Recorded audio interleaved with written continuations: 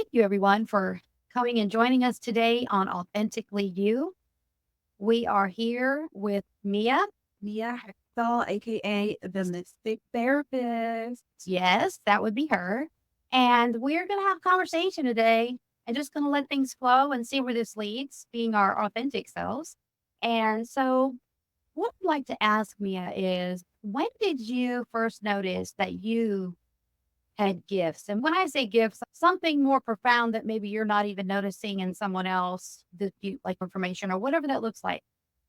There was this one moment. I was about between 21 and 22. I know it was my last year of undergrad, and I was in my apartment room, and something higher than myself was guiding me to watch a few seconds of a few videos. It was like Erica Badu, Oprah, Lauryn Hill, and then someone else. Then I just paused the audio and I stopped for a moment, and then I heard this sound. It was like it was like a computer powering on. What? And then I felt scared. I was like, what is this? Because I felt a presence in the room. And I was just like, but I don't see anybody. And then a few seconds later, there was just like this knowing. It was like, this is your soul. It was Wow. my own soul. And then after that, I not only felt my soul, but I also felt other people's too. So I went from being the person who had parties every weekend, without partying, Yeah, dancing, having a having fun like a college life, to being like, no matter how this person is presenting, I can feel what they're really feeling. exactly. Because I feel it in my own body as if Right. it's my own. Exactly. And it was very overwhelming. I It bet. was very overwhelming because I didn't know what the heck. So when this started, were you very emotional or did you have fear or anxiety about it? I felt really it was I honestly felt more confused than anything. Okay. I Good. felt more confused because I could wake up in the morning and just be feeling good. Then I would go to class. And I remember specifically, I was taking like a love and marriage class. Mhm. And I would go in there and I would be sitting next to people. And then out of nowhere, my heart would start hurting. But it wasn't mine. I didn't even relate to the topic they were talking about. And I'm just like, why do I feel this? You know what I'm saying? And it just seemed there were times where I would be around someone and then they would be like, oh, like laughing or whatever, but I would feel like a pain in my heart or something like Right. that. And then I'll be like, are you okay? And then they would just start crying. Yes, because you could feel the truth. Yeah. So you brought up a good thing there about your making contact with your soul. I feel like we do that in this journey of awakening, this process we're in, and we don't even realize that's a thing, but I've come to realize that. And your soul, your higher self, the you in this lifetime without all that egoic stuff, stepping in and becoming your authentic self.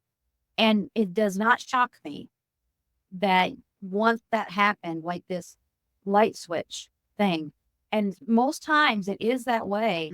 And for some people, that can be really hard. I'm glad you were at least the age you were, because imagine a small child having that going on and no one around them has that going on to even understand it or for them to be told, oh, that's not happening. I used to have them. So I did have as I got older and like more in alignment with my gifts, I realized that I had something when I was a kid too. I never felt comfortable sleeping in the dark. Me either, because I knew there was things talking to me maybe or were there. It's like I had never been in an experience where I was ever attacked or I was Right. any of that Right. that would cause this. But I literally can remember as a little girl, 5 years old, 6 years old, that my back would feel energy and I would have my back against the wall, Right. reaching in to turn my light switch on in my room so that I could go to bed at night. And there, I have never been harmed in any way. Right. I know now looking back at that, I was feeling them. Does that make sense? Yes. And at night, it's more prevalent. It is. My room, guys, would get in my bed at night. I had about 30 stuffed animals. I would get tucked in. My mom would tuck me in and I would put all these stuffed animals like all the way around me, around my whole body. Like like I was shielding with, how dare you? I've got these stuffed animals come at you. And it's not like anything was being done to me. And it's not like I really felt fearful per se, but Right. I did of the dark. So why do you feel you were afraid of the dark? I guess what I how very interesting. So I just have to tell a little small story. So my parents would leave the bathroom light on for me, and I would leave my bedroom door cracked so I Mhm. can just have a little bit of light Have a when little everybody nightlight. else was. Yeah. Yes, but I used to say this prayer and wiggle my fingers, and I remember the prayer and everything, and I Good. was like not even 10 yet, but You I were was like doing doing it. energetic stuff. I was just like saying a prayer, and I'll wiggle my fingers while saying the prayer, and then once it was done, the energy would calm down, and then I was able to go to sleep. Didn't even know what was happening, what I was doing, anything. And I did that since I was a little tiny girl. Nobody taught me this prayer. No, somebody did, but not a person. Yeah. Yeah. Like I don't, and yeah. And so now that I'm older and I'm just like, wow, Could have even been a guardian angel. likely, Yeah. yeah, I have a lot of them. Right. Yeah. So So I'm sure that, so now I know that when certain senses, physical senses are less like in the physical reality, like, so for me, I prefer being in like darker lights with candles yep. because my spiritual senses those do. So when I'm not in here recording in this Right. room, and you've been in this room for services, and you Right. know that these bright lights are gone, and I just leave this little lamp on. Yes, with a lower lighting for many reasons. One, because I'm able to see better in that type lighting. Like even the lighting that's in the big room out there, and that's better lighting for Right. me when I'm doing spiritual work or Right. conversation. I can do it in any lighting, don't get me wrong, but if I'm really looking for things or tuning in, it seems like that's the best light. And who doesn't love candles anyway, Yeah. right? And then also it's just, do you have light sensitivity? Explain to me what you mean by that. I have like light sensitive eyes. So like Mhm. I'll have, if it's like really bright, I'll have to squint. I used Sometimes if to. it's too much light, I'll get a headache. I used to very much. And I got through that Right. as more and more I feel like light was coming into me actually. I used to be very sensitive to that. And then that's gone now. That's good. So just know I feel like that'll shift for you. It'll be nice. Yeah. That'll be nice. That'll be yeah. Yeah. So it's been, can I ask you too? Sure. Like, how did you know when your spirit, like, when did you become like actually aware that your gifts came online? Because I feel like it's like a kind of, they just come online. Okay. So for me, it's a little different. Okay. I've had experiences as a child. Let's just say it. I've had two different experiences. Even I was with my family, even several family members with, let's just say, beings that are not in the human form. Okay. And I wasn't the only one experiencing it. So I know I was around 11 the first time, 13 the second, and ironically, all the same family members. Okay. So is that ironic? No. And I won't go into detail about that. But so I've always been able to believe in those things. And definitely my mother believed in those things. Wasn't a big conversation or anything, but that thing happened and you can't take it. I can pull up memories of that night and those nights right now in my head. So those are real. And then the other thing that happened when I was about 12, first of all, we moved into a house that my parents bought. And there was a spirit there of the man who died in it, who built the house. And he died of emphysema. And I used to hear what sounded like a baby crying. But I found out later from his family members who came by once to tell me or to look at the house, asked if they could come in. And of course, we're like, yeah. And that's when I found out that the man died of emphysema in the house. And when he died, it sounded like a little baby crying when he would try to speak, not being able to get the air. So I was hearing him and I would see him a little bit, this little misty thing in the hallway. And I was like, okay. But for me, guys, this is the strange thing. I wasn't finding that like scary. I wasn't finding that not possible. Never did I have those thoughts. When I was 12, I was laying in a bed and it was Saturday morning. And I remember hearing my mom in the kitchen and she's doing something. And I have my back towards the door. I'm looking at the wall. And you know how you wake up, but then you just close your eyes back. You're awake. but you're not ready to really get your eyes open and get up. I'm laying there and I feel someone sit down on the bed behind me. And I thought it was my mom coming to say, hey, we want to eat, or are you getting up to eat? Blah, blah, blah. And when I rolled over, there was no one there that I could see, like your situation with the human eyes. Yeah. But I felt them. So in my mind, in that moment, I went, okay, it's like that. It could have even been the gentleman that built the house. I don't know. Or anyone, right? I have no idea. I just felt it. And I didn't feel scared of it because I didn't think when it happened, oh my God, let me get away. Right. But my more profound knowing of my gifts really did not show themselves until probably about 7 years ago. Wow. Like I got into trying to understand myself a little bit. I was led to a metaphysical store because I didn't know where else to look. I was just seeking. Yeah. And I would have people tell me how gifted I was, and I'm just looking at them going,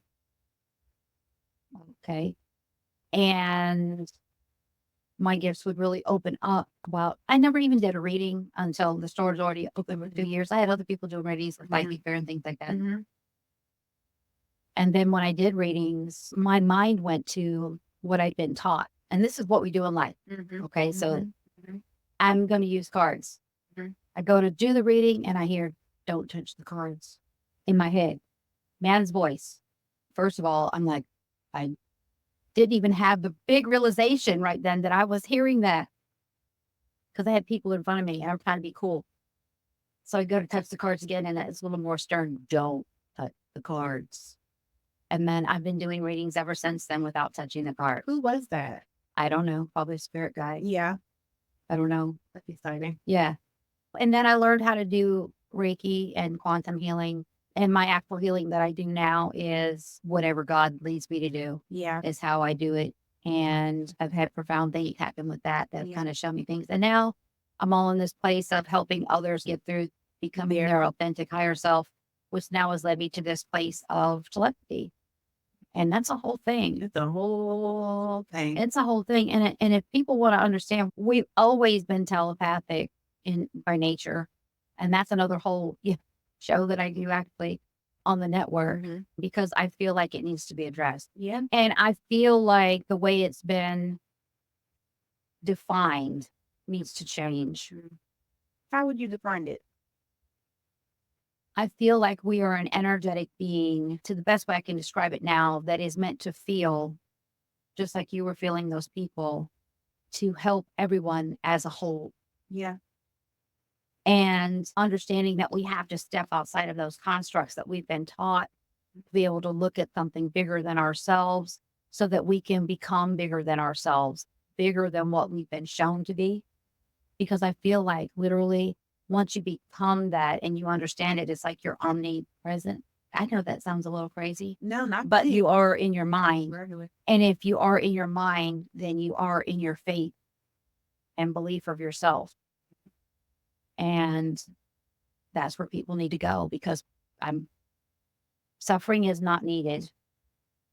Empowerment is needed now. So when I say that suffering is not needed, that doesn't mean that emotions are not needed and lessons are not needed and those types of things. But what we've got to get used to doing, guys, is letting emotions come in and feeling them and not staying stuck in them because we're having some broken concept in our mind of what really just happened and how bad that is. That's important.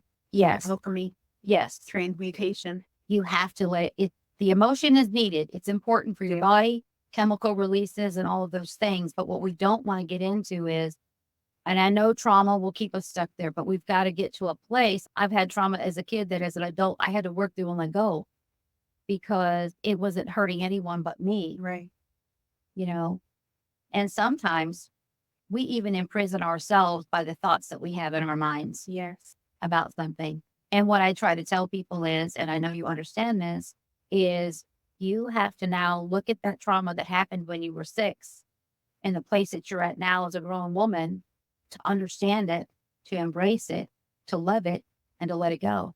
Oh, it's touching my heart. Yes. So true. Exactly. This is my life's work. Yes, exactly. So that's how I know you understand this. Yeah. I deal a lot with people's emotions and Right. their inner child. Yeah, the inner child. And so when I do my healing work, I'm generally speaking all of that into existence for you, speaking to your inner child, you know, using the vibration of unconditional love.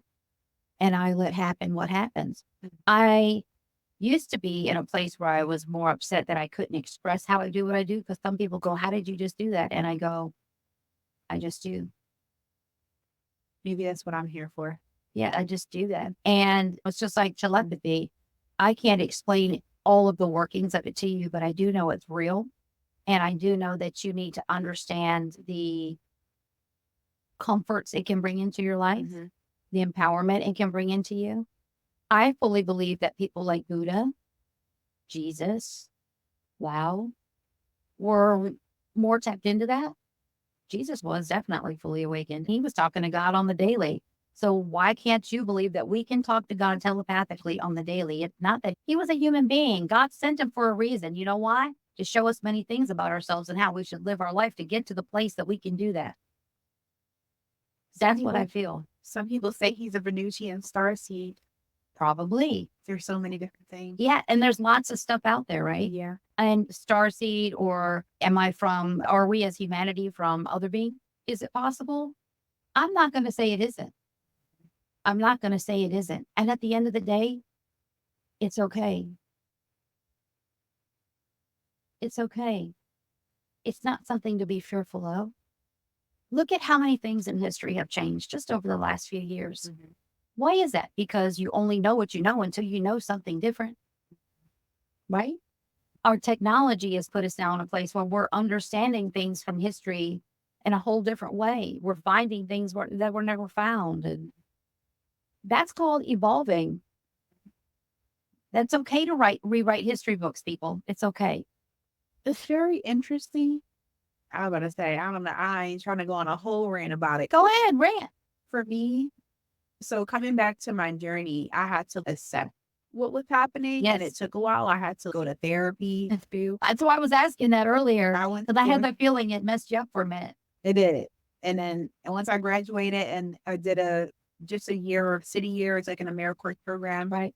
we had some free therapy. So I went to therapy, Yep. and 6 sessions in a row, my therapist kept saying, "Yeah, I think you're psychic. If you don't get control over it, it's gonna keep taking control over you." And that's what goes on with a lot of people. Yeah. And I was just like, this lady, I understand. I was telling her about times that I like had dreams and then it would happen the next Do you day. know how blessed you are that a therapist said that to you? And that's why I'm the mystic therapist, because I'm the one who's like, the way that she helped me, that's the way that I'm able to help my clients when I can see that they have those gifts. So let me tell you that there's a whole lot more psychiatrists and therapists out there that are this than you even know. What you feel with? I have one, two, three, four psychiatrists or therapists that I am connected to that send people to me, come to me themselves.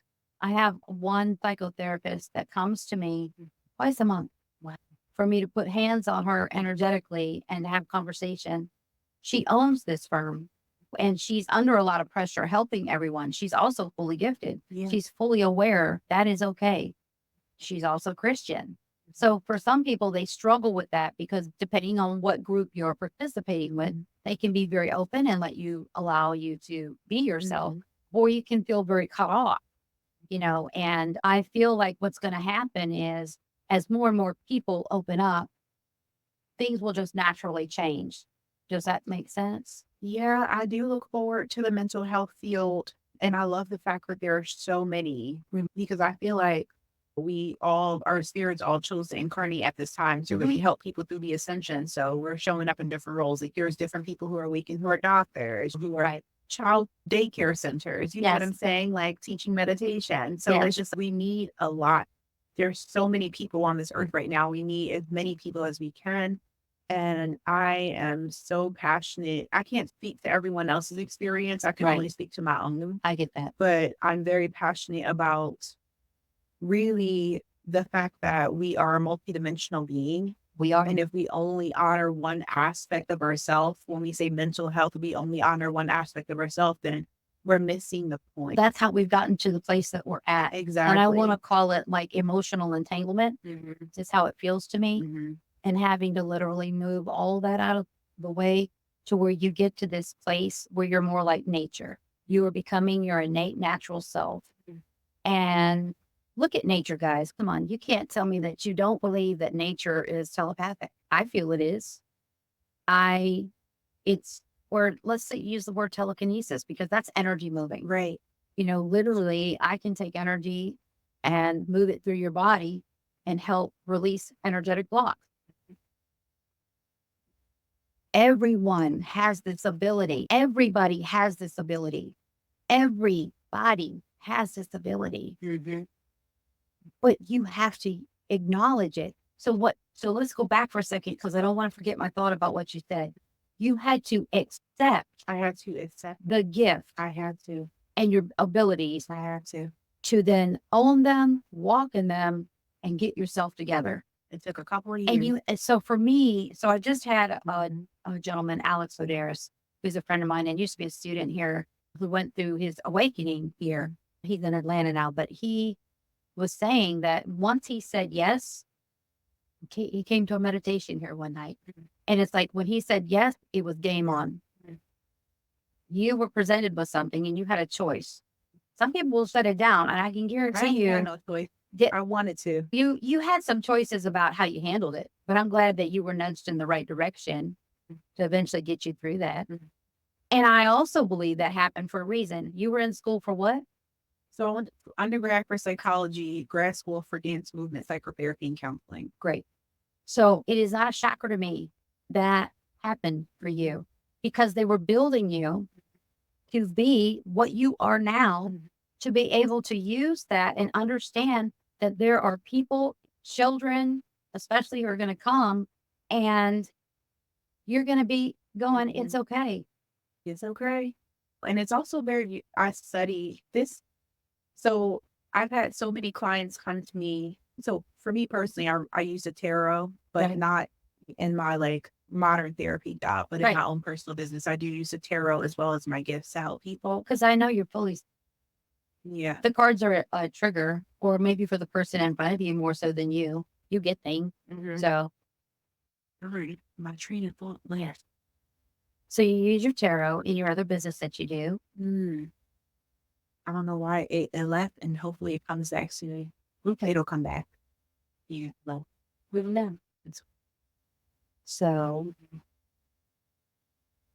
oh wait, I forgot. it's okay. I have Let's go somewhere you else. know like a stream of consciousness. Yes, I get that. And Yeah. so I tell people all the time, and I've tried to be more mindful of it. Sometimes it comes through me and someone will be talking and I'll just say something and I apologize. And I'm like, oh, look, spirit, you know why? Because I don't want to forget it.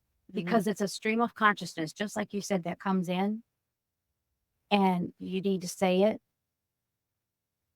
Because if you wait long enough, it's like threads that are It gone. shifts to another. It's gone. Mhm. And that doesn't make it wrong or anything. It's Mhm. just, and it could be very profound. And we just want to say it in that moment. And that's another thing that I'm learning, I've had to learn in my practice is like the art of empathetic listening and empathetic attuning. Because when it comes to like healing, a lot of people haven't really had the opportunity to finally feel heard in their authenticity. Yes. They haven't really had the chance to be able to feel seen, felt, and heard, because that's what we all really need. Sometimes the ego can step in and want to like overpower or assert dominance over and things like that. But really, the feminine energy that's really needed for healing is just being with and just empathetically attuning with and just allowing, because the soul knows. Like Right. I know what I know. I can help you to, I can guide and I can help you to, I can trigger certain things to help you to open things up. But Yeah. you are the lotus. Yes. The wisdom is coming from within you. Yes. The wisdom is coming from within you. Exactly. So for me, sometimes it's just about holding safe space, holding Right. sacred space, being Exactly. that safe space. And I would like to see more safe spaces Yes. for others. And I feel like the multidimensionality of mental health and understanding telepathy or clairsentience, all the different Yes. clairs psychic gifts. So We can talk about this different spiritual gifts too. Right. Yeah, it's just so important to be able to just, like you talked about nature, just allow people to just I feel like unfold. I feel like we're all a garden Yeah. and we're all blooming into something new, Right. something unseen, Right. which is great. Right. Don't be fearful of it Well, and allow it to well, just boom. well, Yes, because you're not going to find it in a textbook. You are the textbook. well. We are the textbook. Mm. They will write about this, is how it feels to me. Okay. And it will be proven, used, and become more mainstream functioning in your ability. Okay. So I firmly believe that. Mm. So the reason I do my teachings on Sunday mornings at 10 o'clock are because I do it in a forum style with a safe space here and like-minded folks who want to come in here. I also offer it on Zoom and it's free. And I'm not the only one speaking. I even ask questions of the people who are there in the setting because I want them to be able to out loud express themselves about what it is they're experiencing because they have not been. Mhm. And this allows them to hear other people seeing that they're having experiences as well. So then they're not fearful, which then allows them to what? Be and say yes and participate And to feel and validated. feel validated that Yeah. they're not.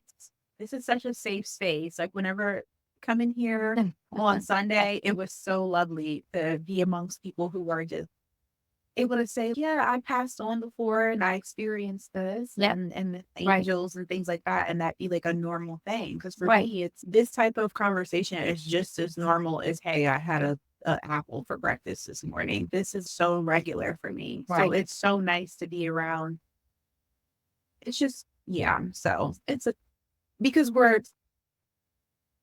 like you said, we all have these gifts. We all have these gifts. And I think that when we as humans understand that we are spiritual beings living Yes. human experiences. So yes, we have Yes. our physical senses, Right. but our spirit body is way bigger. Yes. And our spirits have the same senses and more. Yes. And so when we're experiencing telepathy or when we're experiencing clairvoyance, when we're seeing clairvoyance, we're seeing with our spiritual eyes. When we're hearing clairaudience, we're hearing with our spiritual ears. When we're feeling with our clairsentience, we're feeling with our spiritual bodies. And Yes. our spiritual body, our bodies, it's an illusion that we're separate from each other because we think that we're in these physical bodies and we're just inside of it, but our bodies are actually inside of our spirits and our spirits Yes. are touching. So it's that's like, why you have your etheric layers outside of the body. That Exactly. is your energetic self is actually bigger than your human form. yes, Okay.